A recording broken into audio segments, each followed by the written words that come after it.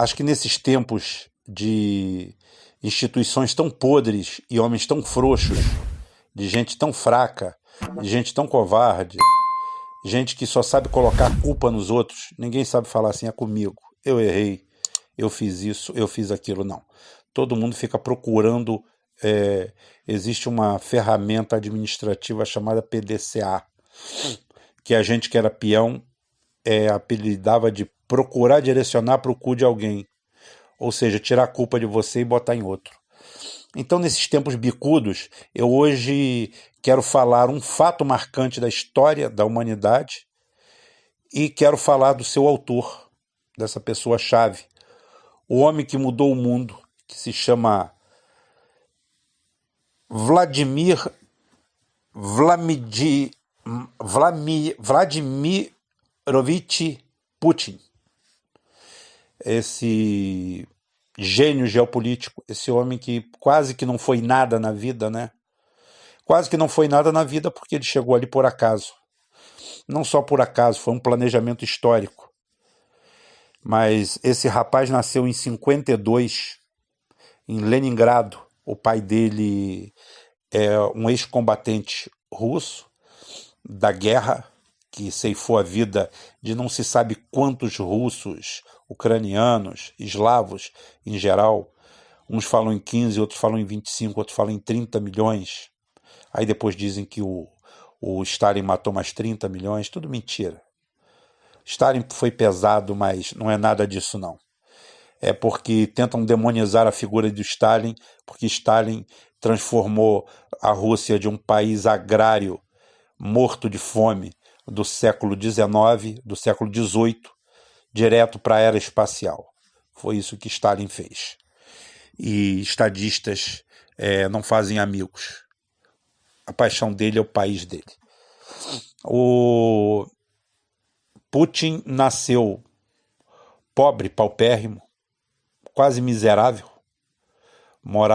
Teve a infância, ele é o terceiro filho do casal. A sua mãe era operária de uma fábrica soviética.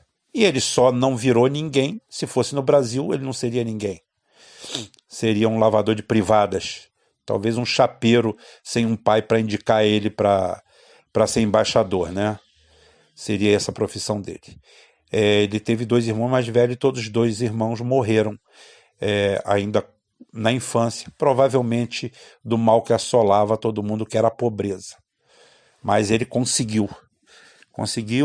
Aos 14 anos de idade ele entra no Instituto Técnico, se forma em Química, em 70, em 70 e 75 ele faz Direito, e aos 23 anos de idade se forma e entra para a KGB, em Leningrado. Depois ele transfere para Moscou, volta para Leningrado e termina a sua carreira na KGB em Dresden, na Alemanha. Tá? Isso daí em 86 que ele vai para Dresden e fica até o final da União Soviética.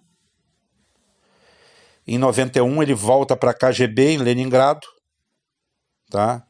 E em 91 mesmo ele sai da KGB. Ele sai da KGB e ele se associa contra o golpe de Estado que tentam dar em Gorbachev. Ele é um dos insurgentes que, contrariando a própria cultura dele, porque ele sabia que não havia mais espaço para a União Soviética comunista. Não havia mais espaço. Aquilo tinha acabado. Tinha acabado por ali, ele tinha parado com aquilo ali e ele vê na política a salvação, a tentativa de mudar isso. Outros dizem que ele nunca deixou de ser da KGB e isso tudo é uma artimanha da KGB para encaixar um seu, ele que era ele saiu da KGB como tenente-coronel e ele efetivamente entra para a política Inclusive é muito interessante abordar que a posição dele de nacionalista já vem de longe, porque vamos dizer assim, o TCC dele, né, o que seria o TCC dele foi cláusula da nação mais favorecida. Ou seja, aos 23 anos de idade, ele já pensava na nação como a salvação de tudo isso aí. E ele, ao entrar na política, em 96, ele assume a FSB, que é a sucessora da KGB. Tá? Se elege e vai para a Duma, aonde, em 99, através de negociações, ele consegue ser indicado por Yeltsin. Ele se elegeu por um partido de centro-direita, que é a Nova Rússia, né? Acho que é Nova Rússia, se não me engano. Estou fazendo de memória aqui. E ele, em 99, finalmente consegue vir a primeiro-ministro e se elege, em 2000, a presidente. É aí que entra a história que transforma ele no estadista que ele é. Isso eu vou contar depois, porque só para terminar, ele vai de 2000 a 2008 com eleição e reeleição, 2 períodos, ele simplesmente reestrutura, nesse período, ele reestruturou as Forças Armadas, reestruturou a polícia, centralizou o poder, triplicou o salário mínimo, perseguiu veementemente ONGs estrangeiras ligadas à Anistia Internacional, porque ele, como um homem da KGB, como um homem da espionagem, ele sabe o que significa grupos identitários, o que significa ONGs. Eu, inclusive, vou abrir um parênteses aqui. Hoje à tarde eu tive uma decepção tão grande, porque você guarda um certo respeito pelas pessoas, mas você vê que no final são todos aproveitadores. Hoje eu vi aquele... o professor Cortella. Estava tomando um café na cozinha, vi ele naquele quadro de bosta que tem há 200 anos, Quem Tira o Chapéu, do Raul Gil. E vi o cara lá tirando o chapéu para Lava Jato, tirando o chapéu para Tabata Amaral. Ou seja, esse pessoal quer dinheiro. Ninguém tem ideologia de porra nenhuma. Eles gostam de ficar falando palavras de efeito de filosofia e ganhando dinheiro. Quando é que nós vamos ter um Putin desse aqui? Ele pega como eu falei, ele vai de 2000 a 2008. A Constituição russa não permitia mais uma reeleição. Então ele bota Medvedev, que é um parceiro dele, sempre bateram bola junto. Medvedev indica ele primeiro-ministro e de 2008 a 2012 ele é primeiro-ministro e depois volta como presidente, se reelege e vai se reeleger e reeleger até o fim da vida, até enquanto estiver lá. Porque, como eu falei, hoje até os estados lá, a indicação do governo desses estados passa pela mão do presidente. Há uma centralização de poder, porque não tenham dúvida, gente, não existe essa tal de democracia que nós vivemos e que se fala igual o bobo alegre do Cortella lá, que está lá só a fim de defender o dele e fazer palestras bonitas. Essas pessoas de palestras me decepcionaram muito quando eu comecei a ver as palestras, porque é o seguinte, eu falo coisas parecidas aqui, eu não sou palestrante, eu não sou nada, eu não sou ninguém, pelo amor de Deus. Não estou querendo participar disso, não. Eu só quero dizer que é o seguinte, todo dia eu posso falar coisas parecidas, mas eu falo de forma diferente.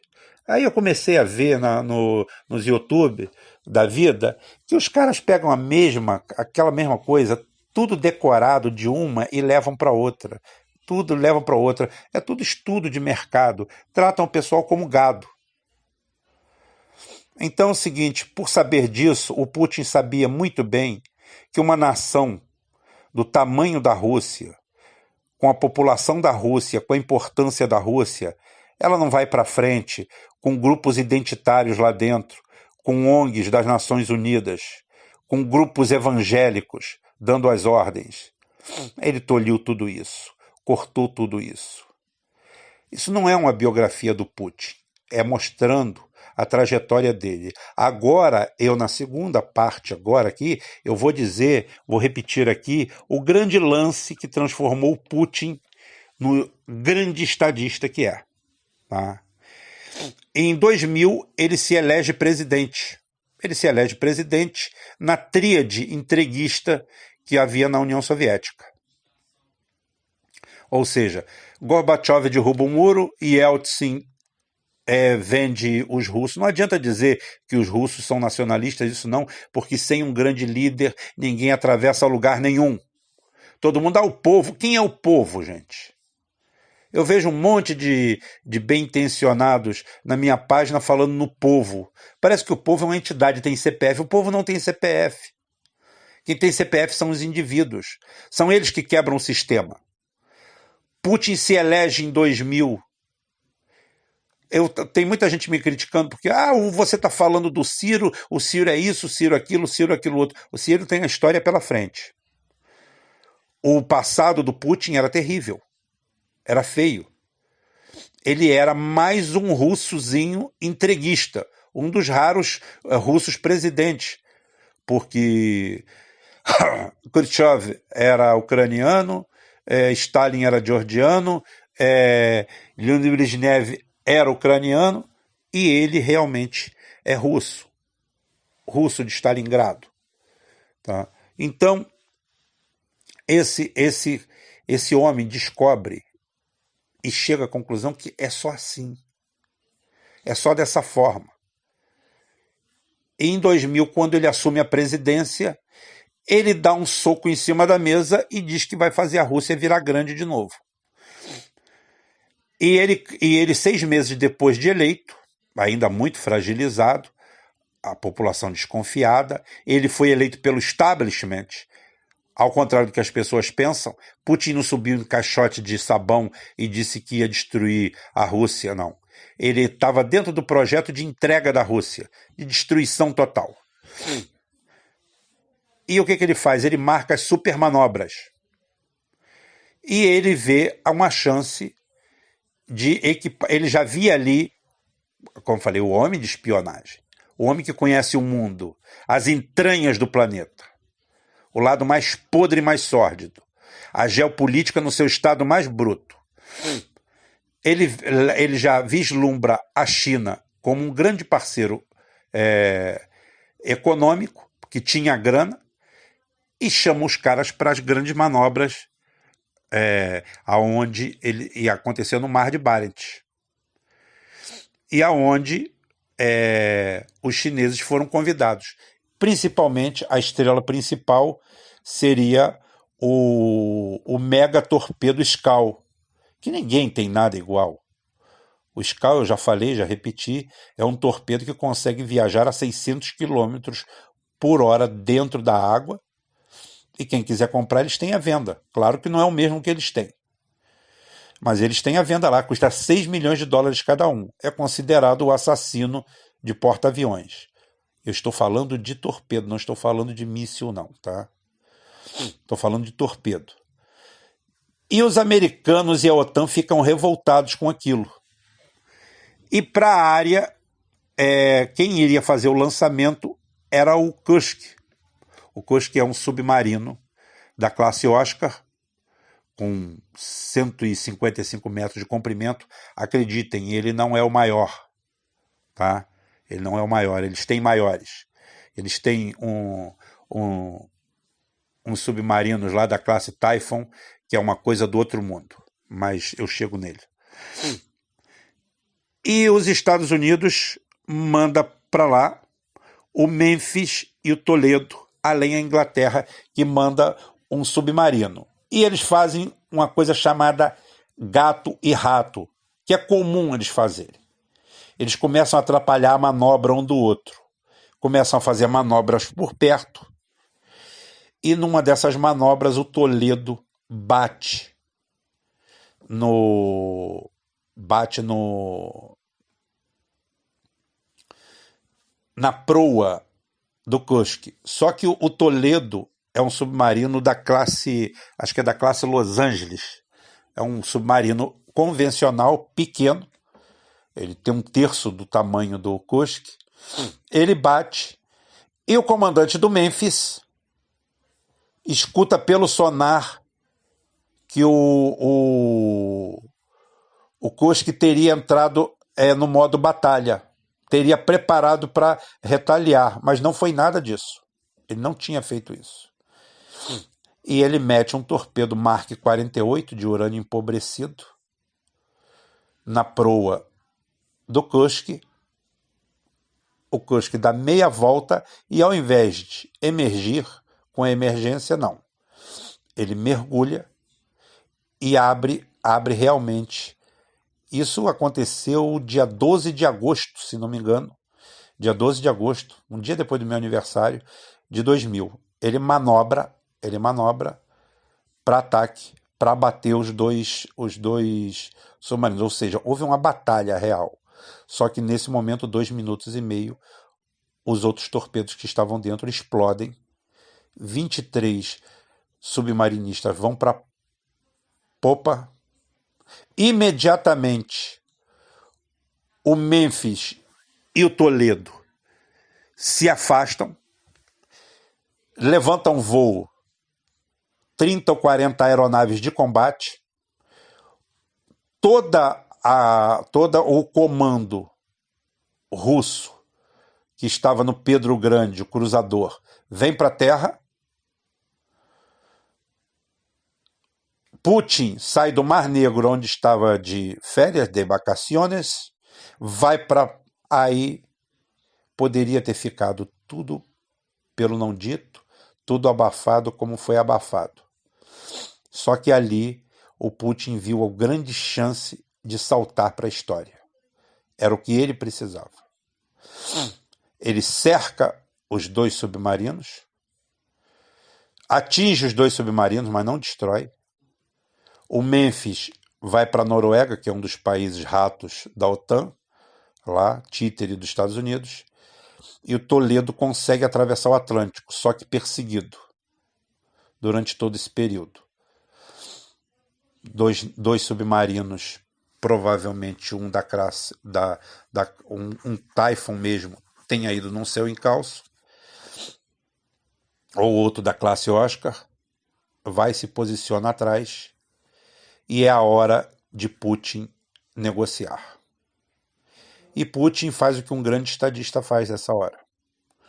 Não permite que seja estendida a mão para salvar os 23 submarinistas. O que do modo individual, o que do modo pessoal é um crime, é um assassinato. Mas na visão geopolítica de quem cuida de uma nação, simplesmente era o que tinha que ser feito. E ele bota os Estados Unidos na parede. 2 dias depois, isso foi segunda, talvez na quarta-feira, acho que foi na quarta, não estou lembrado. 2 dias depois, o chefe da CIA está em Moscou. Tudo isso aí é verdade, gente. Tudo isso aí aconteceu, todo mundo sabe disso aí. E Putin extorque 23 bilhões de euros da comunidade europeia por não ter apertado o dedo, ter afundado os submarinos americanos e ter começado a Terceira Guerra Mundial. Que é aquela que a gente não sabe como vai ser nem quando vai ser. A gente só sabe, como disse Einstein, a gente só sabe o resultado da quarta. A quarta vai ser com pau e pedra, porque a terceira não vai deixar nada. E ele, pela primeira vez, tá, consegue, através da paz armada, através da agressividade, através do soco em cima da mesa, de mostrar quem é que manda, quem tem a força manda, quem não tem bate palma, ou fica quieto, ou se alia a quem tem. O Brasil, por exemplo, optou não por se aliar a quem tem força, a ser lacaio e explorado de quem tem a força. Quem se aliou à força foi a Venezuela. Quem se aliou à força, quem está se aliando à força é a Bolívia. Esse, em grandes rasgos, é o grande Putin. um tenente-coronel reformado, saído da KGB, que virou político, que poderia não ser nada, que poderia não ser ninguém, que tinha a missão de entregar a Rússia desmantelada, destruída, para a comunidade europeia, para o Ocidente, transformar a outrora imperial Rússia em 17 republiquetas, para saírem no tapa entre elas. E esse homem entra para a história dessa forma. E depois disso aí, o resto é história. O resto é história e é o que todo mundo está vendo aí. O cara simplesmente joga xadrez com o mundo inteiro. Não contente nisso aí, passou a atuar na área econômica também. Imagina, um país que tem 10% do PIB dos Estados Unidos, que gasta 10% do orçamento militar americano, tem 15% do PIB americano. Bota os Estados Unidos de joelho a hora que bem entende. A gente é ou não é para num sábado à tarde, frio, a gente falar disso aí, que é onde há homens de verdade, as coisas mudam. Não pensem vocês que é o povo que vai mudar alguma coisa, não. Quem vai mudar alguma coisa é um indivíduo, é alguém que saia de lá. Não um Sérgio Luiz Cortella, um bosta que diz que é um homem progressista, mas quando vê uma câmera de televisão não sucumbe a falar a verdade. Não chega e fala assim, essa Lava Jato é uma vergonha. Isso é um escárnio, isso é feito para destruir o país. Os Estados Unidos cresceu na base da corrupção. As suas empresas, através da corrupção, tomaram o mundo, destruíram o mundo e botaram isso aí. O princípio é bom, mas o resto é tudo podre. Então o Putin aceitou isso aí. Acabou com as oligarquias, isso sendo eleito por um partido de direita. Por isso que eu falo, acabe com essa palhaçada de esquerda e direita. O Salvador vem da onde tiver que vir. Ele estatizou empresas, prendeu oligarcas, botou para correr, matou, fez o que tinha que ser feito em nome da nação. E a Rússia, de um país desmantelado, destruído, mergulhado na miséria na década de 90, hoje é a potência que é. E todo mundo tem que bater palma. Amanhã não tem, segunda-feira tem, a gente volta segunda-feira, se Deus quiser.